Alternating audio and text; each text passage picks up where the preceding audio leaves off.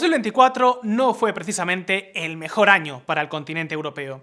La economía de la Unión Europea apenas creció un 0,9% frente al entorno del 3% de Estados Unidos. Algunos países tan importantes como Alemania terminaron el año en recesión. Luego, la guerra en Ucrania ha continuado, los precios de la energía siguen por las nubes y en los últimos meses hemos sido testigos de importantes crisis políticas en Francia y Alemania que han acabado con gobiernos cesados o convocatorias electorales anticipadas. Incluso, como podéis ver, los mercados lo hicieron comparativamente mucho peor. El Eurostoxx 600 apenas rindió un 5,4% en 2024 frente a más del 23% del S&P 500, una diferencia animal. Así que ya lo veis, 2024 fue un año repleto de malas noticias. Pero ahora estamos en un nuevo año y por eso nos hemos hecho una pregunta. ¿Cuáles son los grandes retos con los que va a tener que lidiar Europa en este 2025 y más allá? Queridos amigos, amigas, bienvenidos a Si lo hubiera sabido.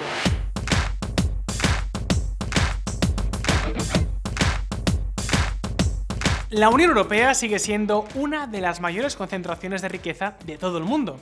Concretamente, en 2023 supuso el 17% de toda la economía mundial. Sin embargo, en septiembre, Mario Draghi fue dramáticamente claro. De seguir así, la Unión Europea corre el riesgo de caer en el estancamiento y la irrelevancia en lo que resta del siglo XXI. Tan solo tenemos que echar un vistazo a lo que está ocurriendo con Estados Unidos. La brecha con la economía norteamericana no deja de ampliarse. En dólares constantes, desde el año 2010, Estados Unidos ha crecido 2 veces más rápido que las grandes economías europeas, esto es Alemania, Francia, Italia y España. Y la diferencia no deja de ampliarse. El Fondo Monetario Internacional espera que en este 2025 Estados Unidos vuelva a crecer casi 2 veces más rápido que la Unión Europea. Y eso pese a que los americanos ya son mucho más ricos. Y ojo, porque según este mismo organismo, la brecha se incrementará cada vez más en los próximos años. Todo el mundo sabe qué es lo que pasa en la Unión Europea. Estamos hundiéndonos, llevamos mucho tiempo como un barco a la deriva. Fijaos, si a comienzos de siglo el PIB por trabajador, una vez se ajustaba la diferencia de precios, era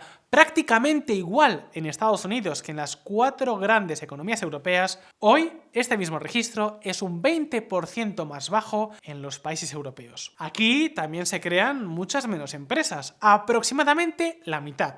Y entre las 10 mayores compañías del mundo no hay ni una sola corporación europea. Es más, en los últimos 50 años, mientras en Estados Unidos nacieron gigantes como Apple, Microsoft, Google, Amazon, Nvidia, entre otros muchos ejemplos, en Europa no ha nacido ni una sola empresa que alcance los 100.000 millones de dólares de valor de mercado. Ni una sola. Así que, como veis, la diferencia es abismal. Si miramos las 3 empresas más relevantes en Estados Unidos y en Europa en los últimos 20 años, vemos cómo en el año 2003, 2 de las 3 eran automovilísticas en Estados Unidos, Ford y General Motors. En 2023 en Europa seguimos con Volkswagen y Mercedes, mientras que en Estados Unidos tienen a Google y a Apple. Ahora bien, ¿por qué? ¿Cuáles son los retos que tiene que superar la economía europea para cambiar de rumbo? Pues amigos, amigas, a continuación vamos a ver cuáles son los 6 grandes escollos a los que nos enfrentamos los países europeos. 6 escollos que, según cómo se aborden, tal y como veremos, también pueden convertirse en 6 grandes oportunidades. Si os parece, empecemos por el más obvio. La recuperación post-pandemia ha sido lenta, muy lenta en el viejo continente. Más allá de alguna honrosa excepción, las economías europeas siguen castigadas por bajos crecimientos, grandes boquetes en los presupuestos públicos y perspectivas poco halagüeñas. Tan solo tenemos que echar un vistazo a los casos de Alemania y Francia para ver lo que está ocurriendo. Y ojo que hablamos entre estos dos países del 40% de todo el PIB de la Unión Europea. Así que poca broma. Pues bien, Fijaos, en los últimos 3 años, la economía alemana, que es la más grande de toda Europa, se ha estado sumergiendo en una aguda crisis que algunos ya califican como la mayor crisis de Alemania desde la posguerra. Y es que veréis, desde el año 2021 el país no ha tenido un trimestre que económicamente podamos decir que fuese bueno. Y además ya llevan 2 años en recesión. La producción industrial alcanzó su máximo en 2017 y desde entonces se ha desplomado un 16%. Además, la falta de perspectivas también ha dañado la confianza, lo que ha hecho que en la mayoría de trimestres ya esté disminuyendo la inversión corporativa. Alemania, simple y llanamente, no va nada bien. Hace poco os hablamos de ello aquí, en Si lo hubiera sabido. Y con Francia está pasando 3/4 partes de lo mismo. Por cierto, pronto analizaremos concienzudamente todo lo que está pasando en el país galo, así que aprovecho para deciros que no olvidéis suscribiros a este canal si todavía no lo habéis hecho. Solo os llevará un segundo hacerlo. Pero, ahora bien, la pregunta que tenemos que hacernos es ¿por qué la economía europea está al ralentí? Bueno, esto es algo que tiene mucho que ver con todo lo que os vamos a contar en este vídeo. Pero de entrada, podemos destacar algunos motivos. Europa tiene la tributación relativa más alta de todo el mundo, especialmente en lo que se refiere a la mano de obra. Además, la burocracia y la regulación ha crecido más intensamente que en otros lugares. ¿Y cuál es el problema? Bueno, que lógicamente en un mundo tan conectado y tan competitivo, esto puede hacer que las empresas de otros países lo tengan un poquito más fácil. Pero además, y quizás sobre todo, tenemos que añadir otros 2 factores que han surgido en los últimos años. Primero, la nueva competencia de China. Y es que, fijaos en este dato, el gigante asiático devoró el 8% de todas las exportaciones alemanas en 2020. En 2024, esta cifra habrá sido probablemente del 5%. Puede no parecer mucho cambio, pero hablamos de una pérdida de mercado muy importante. Las empresas chinas han evolucionado y se han desarrollado hasta el punto que ya empiezan a competir de tú a tú con las industrias europeas, pero con una estructura de costes muy diferente. Es algo que se puede resumir tal que así. En lugar de importar bienes de capital alemanes, los fabricantes chinos se han convertido en competidores. Ahora, muchas empresas europeas tienen que adaptarse a esta nueva realidad, y eso conlleva muchos ajustes. Pero este no es el único gran tema que ha surgido en los últimos años. Luego, por supuesto, tenemos el coste de la energía, que se ha disparado en todo el continente desde que diera comienzo la guerra en Ucrania. Y no olvidéis que el coste de la energía tiene una influencia enorme en los resultados de la industria. Pues bien, fijaos en la diferencia de precios entre Europa, Estados Unidos y China. Como podéis ver, la energía en Europa es mucho más cara. Y ese ha sido otro cambio brutal para una industria que no estaba preparada para algo así. Pues esto es lo que explica que la economía europea haya perdido fuelle en los últimos años. Más impuestos y burocracia relativa, junto a precios de la energía mucho más altos y una nueva competencia feroz, es un cóctel que se lo está poniendo más difícil a las compañías europeas. Abordar esta situación será clave en 2025. Por ejemplo, se espera que la inversión en producción eléctrica crezca con fuerza. En cualquier caso, es algo que el propio Draghi puso sobre la mesa en su conocido informe. Pero amigos, no hemos hecho más que empezar. Hay retos que se remontan más atrás en el tiempo. Fijaos, Europa es todavía una potencia industrial. Sin embargo, si echamos un vistazo al porcentaje de exportaciones de alta tecnología sobre el total, entonces veremos cómo el viejo continente ya se ha quedado por detrás de Estados Unidos, China, Japón, Corea del Sur y de la mayor parte de los países con economías avanzadas en el resto del mundo. Por ejemplo, en Alemania estas exportaciones suponen el 16% del total, mientras que en Corea del Sur suponen el 36% y en Estados Unidos el 20%.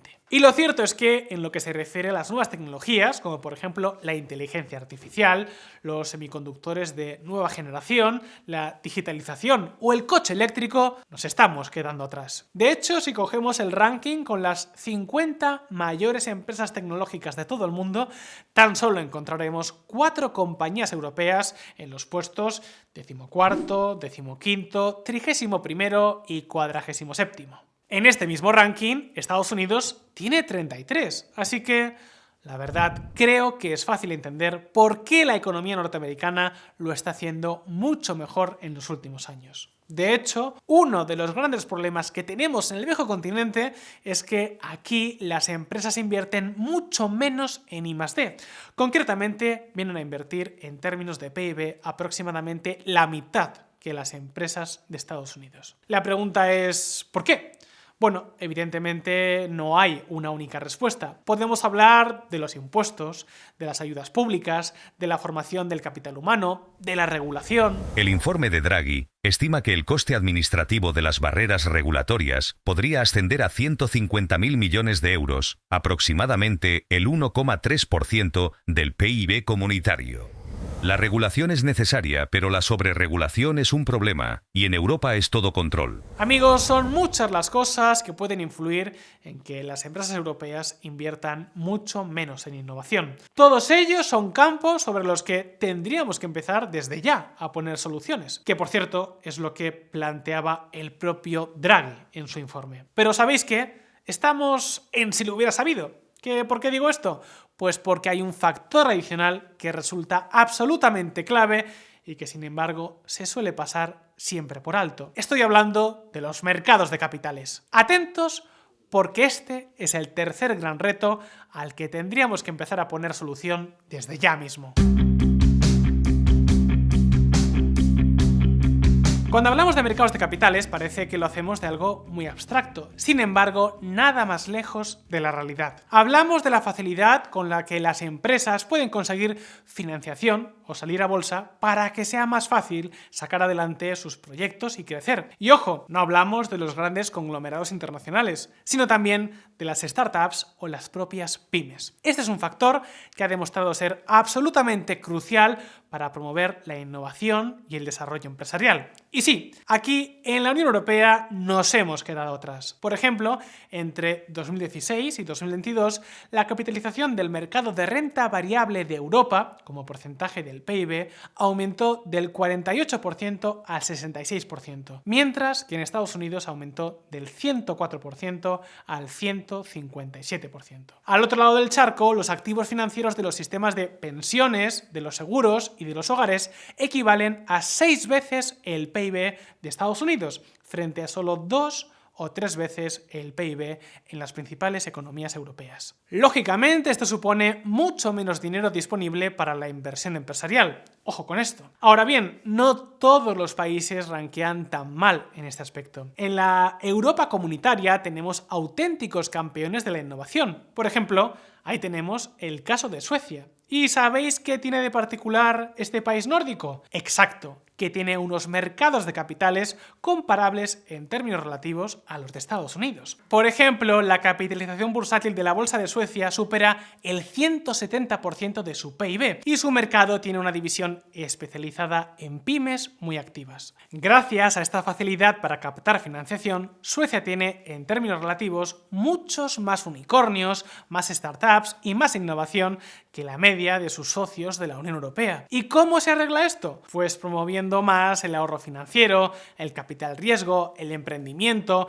la cotización en bolsa de empresas pequeñas y medianas, la aparición de nuevos mercados de startups, el recorte de regulaciones o la integración de una vez por todas de los diferentes mercados financieros de la Unión para crear un auténtico mercado continental. Las posibilidades son muchas y este es uno de los grandes retos que toca superar si queremos frenar la brecha que cada vez más nos separa, por ejemplo, de Estados Unidos. Pero de un reto que lleva años siendo un problema, pasamos ahora a uno que acaba de nacer y que ya os adelanto que va a tener mucho protagonismo en este nuevo año.